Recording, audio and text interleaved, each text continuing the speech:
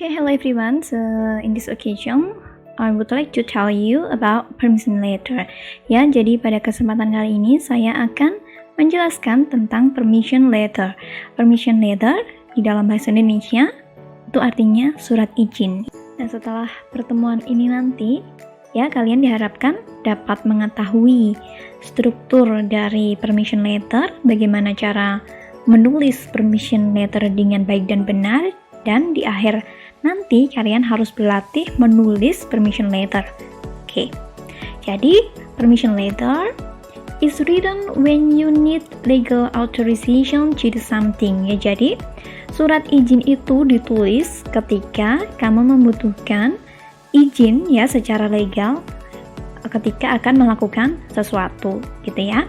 Kemudian it is essential to inform the relevant person of the action that you intend to take. Ya, jadi surat izin ini penting untuk memberikan informasi kepada orang yang bersangkutan atau orang yang dimintai izin itu tentang apa atau kegiatan apa yang akan kita lakukan. Sebagai contoh ya, it is used to miss school or work.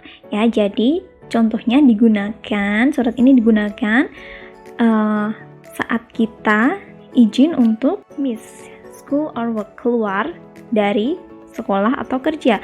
Keluar di sini dapat diartikan izin untuk tidak masuk gitu ya. And then to duplicate a chapter of a book, ya, untuk memperbanyak buku atau bab dari suatu buku kayak gitu ya. Jadi untuk memperbanyak cetakan, misalkan gitu, kita harus izin ke autornya atau pemiliknya atau publishernya. And then other activities that are not acceptable under normal circumstances. Misalkan ya suatu gedung itu digunakan untuk olahraga, untuk kegiatan olahraga. Akan tetapi jika kamu ingin menggunakan gedung tersebut untuk kegiatan bakti sosial atau amal misalkan, ya, itu kalian harus menulis permohonan izin karena tidak sesuai kegunaan biasanya, kayak gitu. Kemudian, nah ini adalah contoh dari surat izin atau permission letter in English ya. Jadi, yang pertama di sini ada addresses ya. To John Halsey, manager. Date ya. 5th December 2020. Ya, jadi ada kepada siapa surat itu ditunjukkan atau ditujukan. Kemudian ada positionnya ya. Jadi position atau posisi dari John Halsey ini adalah sebagai manager, and then date ya, ada tanggalnya. Kemudian ada subject heading. Nah, di sini adalah inti dari surat itu tadi. Jadi intinya adalah request permission for annual leave. Ya, jadi izin untuk cuti tahunan gitu ya. Kemudian, nah ini I would like to request sampai January, ini adalah body of the letter ya. Jadi isinya di sini I would like to request for annual leave. Jadi saya akan meminta izin untuk cuti tahunan. It has been a whole year since my last leave and I think it is only fair that I ask for one now. Ya, jadi I would like to request for annual leave ini kan langsung to the point. Kalau dia ingin meminta izin cuti tahunan, kemudian diikuti informasi tambahan ya, sudah setahun penuh ini saya bekerja ya, dan saya pikir ini cukup fair, cukup adil kalau saya meminta izin sekarang kayak gitu ya. And this time is also convenient for me since I would like to spend the holidays with my family back home. Ya, jadi dia ingin menghabiskan holiday bersama keluarganya kayak gitu. And then ini masuk ke paragraf kedua. I would like to request for a 1 month leave. Ya, jadi kalau paragraf pertama tadi dia menyatakan tujuannya kalau dia ingin cuti tahunan. Nah, paragraf kedua ini menyatakan durasi yang akan dia ambil untuk cuti tahunannya. Ya, di sini for a 1 month leave. Jadi durasi cutinya adalah 1 bulan. Dia meminta cuti selama 1 bulan.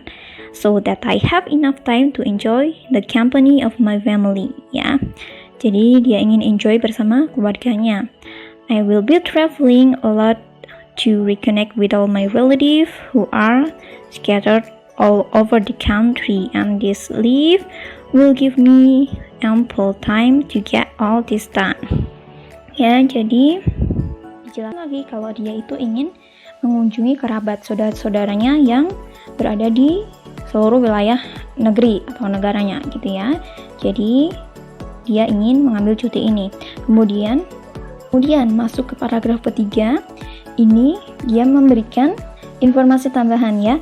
I have been a hardworking employee all year round. Ya, jadi dia menyatakan kalau selama setahun ini dia sudah bekerja keras, gitu ya. And this leave will give me time to rest. Ya, jadi cuti ini akan memberikan waktu dia untuk istirahat dan get ready for the next year. Siap untuk melanjutkan bekerja di tahun berikutnya, gitu ya. Kemudian, nah di sini informasi atau inti dari paragraf ketiga ini adalah I would like to go on leave on 10 December and I will be back in my office on the same date next year January. Ya, jadi tadi kan dia sebelumnya di paragraf sebelumnya dia menyatakan kalau durasi cutinya adalah 1 bulan. Nah, di paragraf ketiga ini dia menjelaskan tanggalnya secara detail ya. Jadi dia akan cuti mulai dari 10 Desember, kemudian back to the office on the same date. Jadi pada tanggal yang sama yaitu tanggal 10 tapi di bulan selanjutnya dan di tahun selanjutnya, gitu ya. Jadi dari 10 Desember sampai 10 Januari itu adalah durasi cutinya. Itu adalah body of the letter, of the permission letter. Kemudian structure atau bagian surat yang terakhir di sini ada signed out. Nah, signed out ini terdiri dari name, signature, and contact information, ya. Jadi di sini ada namanya, di sini ada Alma Cheris. Sebelumnya ada closingnya, ada yours sincerely. Nah, di sini ada closing, kemudian ada ini seharusnya space untuk signature ya. Kemudian ada name, Alma Cheris, di sini adalah name-nya. Kemudian seharusnya di sini bisa juga ditambahkan contact information. Nah, contact information ini dimaksudkan agar si penerima email atau si penerima surat ini dapat memberikan respon, ya, respon misalkan berupa apakah permohonannya ini diterima atau tidak ke contact information dari si pengirimnya, seperti itu. Nah, ini adalah tips dalam menulis permission letter, ya. Jadi the first, research if you need permission before you proceed to write the letter. Ya, teliti dulu nih, kamu bener butuh surat izin gak untuk melakukan kegiatan ini, misalkan gitu. Kalau iya, nah teliti juga kepada siapa kamu harus menulisnya. Jadi tujuan dari suratnya itu ke siapa. Kemudian alamatnya misalkan, gitu ya. Jadi harus diteliti dulu. And then be precise about what you are seeking permission for, ya. Jadi jelaskan dengan tepat apa yang kamu ajukan untuk izin, gitu ya. Jadi kamu izinnya itu untuk hal apa, itu harus dijelaskan dengan tepat, gitu. And then include details about the subject matter, ya. Jadi juga dijelaskan secara detail tentang izin tersebut. Jadi misalkan seperti contoh tadi, dia kan izin untuk cuti, ya. Jadi dijelaskan cutinya itu karena apa, kemudian durasinya berapa, kemudian dari tanggal berapa sampai tanggal berapa, kayak gitu ya. Jadi include details about the subject matter. And then the word address to a specific person in your message, ya. Jadi address kepada orang yang kamu minta izin, ya. Kalau yang tadi kan dear sir, the manager, ya kan. And then the fifth, provide contact information for reference, ya. Jadi kalian harus menyediakan kontak kalian, ya, dengan tujuan tadi, ya, agar yang kalian mintai izin itu dapat merespon ke kalian apakah izin kalian itu diterima atau disetujui atau enggak gitu ya. Jadi ada kontak yang bisa dihubungi kayak gitu. Kemudian yang keenam adalah keep the content and language formal ya. Jadi pastikan kalau isi dan bahasa yang ada di surat tersebut itu formal ya, karena ini kan surat izin. Surat izin biasanya kan ditujukan ke orang yang mempunyai otoritas atau yang superior ya, superior atau kedudukannya lebih dari kalian kan ya. Jadi harus dipastikan kalau isi dan bahasanya itu formal, sopan gitu ya.